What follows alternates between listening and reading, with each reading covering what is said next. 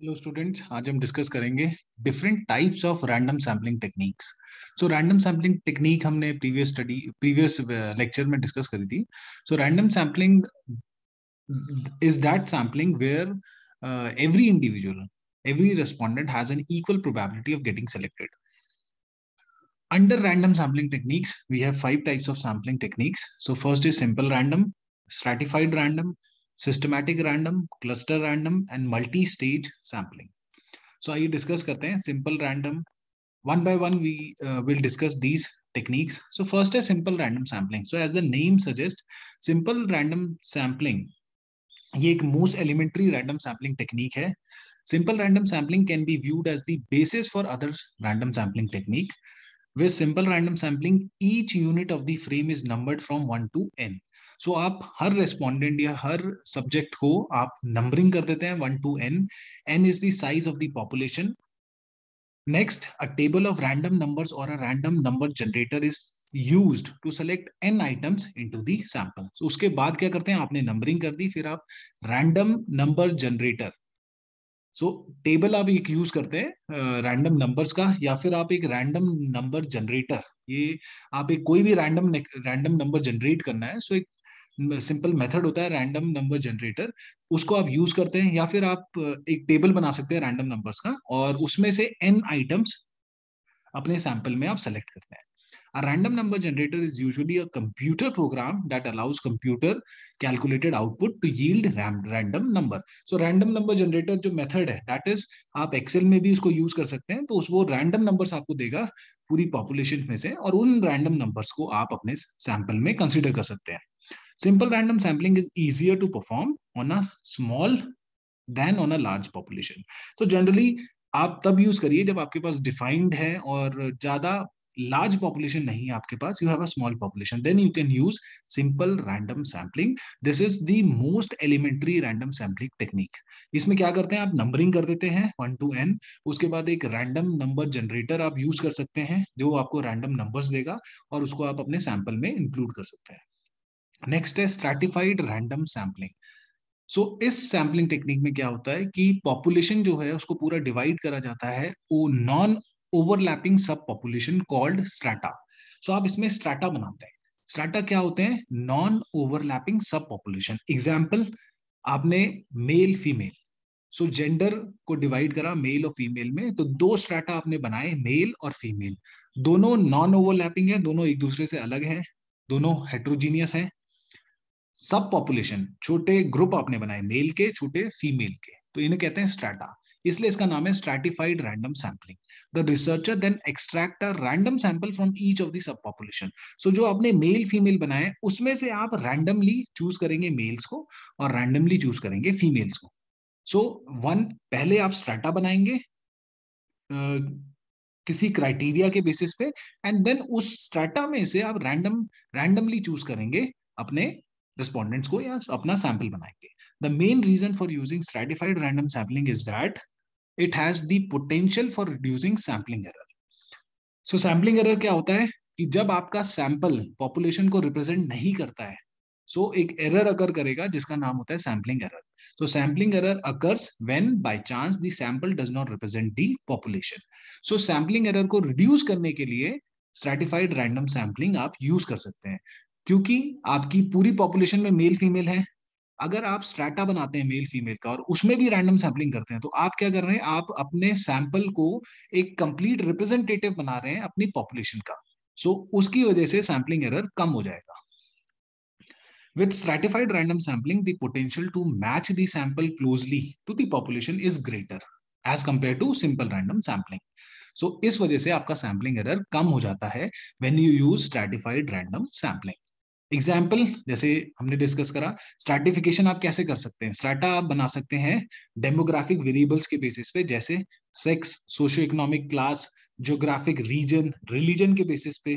तो ये कुछ एग्जाम्पल्स हैं जिसकी हेल्प से, या कुछ वेरिएबल्स हैं जिनकी हेल्प से आप स्ट्रैटा बना सकते हैं। ये एग्जाम्पल्स है, जैसे आपने एज के बेसिस पे बना दिया, सो 20 से 30 साल वालों का आपने एक स्ट्रैटा बनाया, 30 से 40 साल का एक स्ट्रैटा बनाया, और 40 से 50 अलग एक स्ट्रैटा बनाया। ये सारे स्ट्रैटा जो होते हैं ये आपस में हेट्रोजीनियस हैं, और विद इन ये होमोजीनियस है। सो एज जो 20 से 30 है वो डिफरेंट है फ्रॉम 30 से 40, तो हेट्रोजीनियस है, लेकिन 20 से 30 के अंदर जो है वो होमोजीनियस विद इन। तो ये एक इंपॉर्टेंट पॉइंट है, कभी कभी एमसीक्यू आपको आ सकता है कि stratified random sampling with in strata is heterogeneous and inside the strata it is homogeneous. So when you compare one strata with other, it is heterogeneous, completely different, but within the strata के अंदर जो है that is homogeneous within. So strata में भी दो तरीके से आप डिवाइड कर सकते हैं, proportionate and disproportionate. So proportionate stratified random sampling occurs when percentage of the sample taken from each stratum is proportionate to the percentage that each stratum is within the whole population.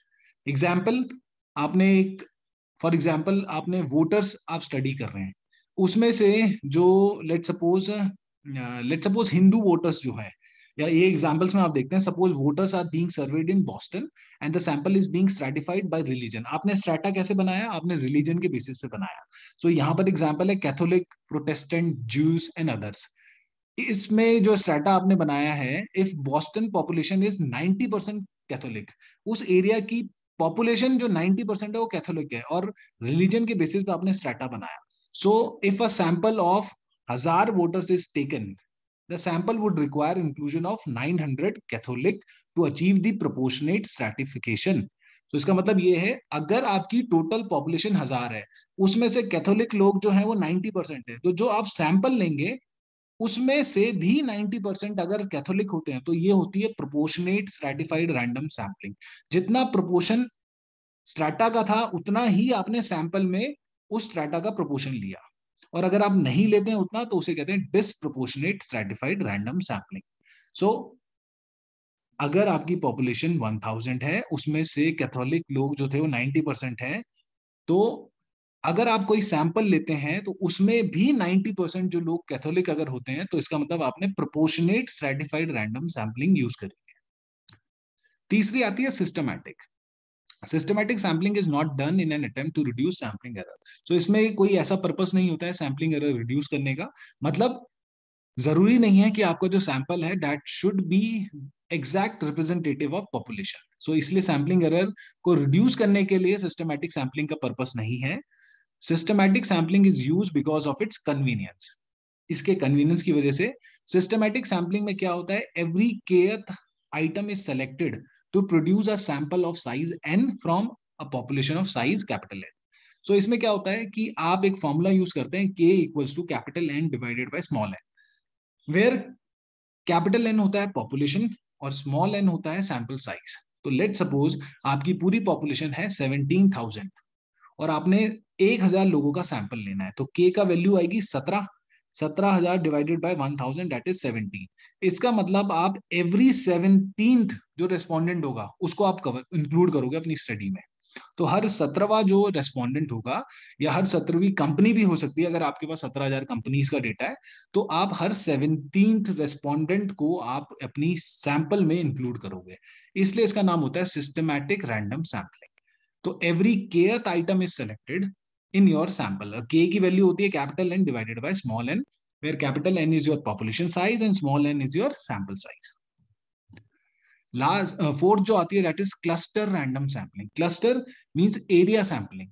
सो आप क्या करते हैं, आप यहाँ पर non overlapping areas में divide कर देते हैं अपनी पॉपुलेशन को, उसे हम क्लस्टर भी कहते हैं। सो क्लस्टर जो है दैट इज वेरी मच, आप इसको कंफ्यूज हो सकते हैं स्ट्रैटिफाइड के साथ। स्ट्रैटिफाइड में स्ट्रैटा बनाते हैं, क्लस्टर में हम क्लस्टर बनाते हैं, नॉन ओवरलैपिंग दोनों होते हैं। Cluster sampling identifies cluster that tend to be internally heterogeneous. So difference तो दोनों में है, क्लस्टर में आपने जो क्लस्टर बनाया है वो इंटरनली हेट्रोजीनियस है, लेकिन स्ट्रैटा में जो स्ट्रैटिफाइड में जो स्ट्रैटा बनाया था वो इंटरनली जो था that was homogeneous. So cluster जैसे लेट सपोज आपने एरिया के बेसिस पे डिवाइड करा, या आपने कॉलेजेस के बेसिस पे अपने टाउन को डिवाइड करा। सो लेट सपोज आपने नॉर्थ, ईस्ट, वेस्ट, ये दैट इज एरिया के बेसिस पे। सो जो नॉर्थ क्लस्टर है that is internally heterogeneous but externally it is homogeneous with the other cluster. लेकिन अगर हम स्ट्रैटिफाइड की बात करें, उसमें स्ट्रैटा जो होता है, जो जेंडर है मेल फीमेल, वो internally homogeneous है and externally heterogeneous. So that is the difference between stratified and cluster. So examples of cluster are towns, companies, homes, colleges, area of city, geographic regions. ये कुछ examples हैं जिसके basis पे आप cluster बना सकते हैं. So generally one example of business research that make use of cluster is test marketing of new product. अगर आपके कोई नया product launch कर रहा है उसकी test marketing करनी है तो उसमें आप क्लस्टर रैंडम सैम्पलिंग यूज करते हैं. कैसे करते हैं आप जैसे लेट्स सपोज यूनाइटेड स्टेट्स में कोई अगर न्यू प्रोडक्ट लॉन्च हो रहा है तो आप यूनाइटेड स्टेट को डिवाइड करते हैं क्लस्टर में, cluster of test market cities, और फिर आपने सिटीज के बेसिस पे पूरा क्लस्टर बना दिए and then you can do, इसे हम कहेंगे क्लस्टर रैंडम सैम्पलिंग. इसमें कभी कभी आप क्या करते हैं, आपने क्लस्टर बनाया वो बहुत बड़ा हो गया तो आप फिर से सेकंड सेट ऑफ क्लस्टर बना सकते हैं उसमें से, तो इसे हम कहते हैं टू स्टेज सैम्पलिंग. सो ये क्लस्टर के अंदर ही कभी कभी आप you can use two stage sampling. आपने सिटी के बेसिस पे बनाया, वो क्लस्टर कुछ बहुत लार्ज हो गया तो आप सिटीज के बेसिस में भी फर्दर क्लस्टर बना सकते हैं. That is called two stage sampling.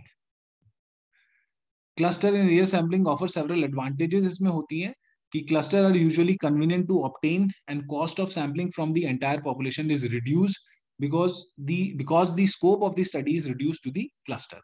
So that is one of the advantage, and time and cost of contacting elements of the population can be reduced, especially if travel is involved, because clustering reduces the distance to the sampled element. So these are some of the benefits of cluster random sampling.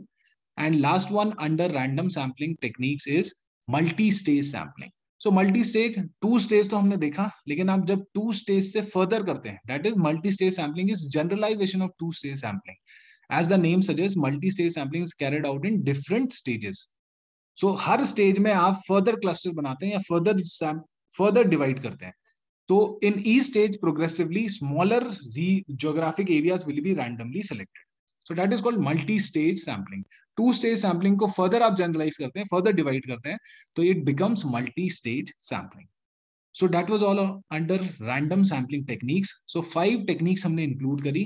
So these were the 5 techniques. Simple random जो बिल्कुल elementary है, जिसमें आप random number generator use कर सकते हैं.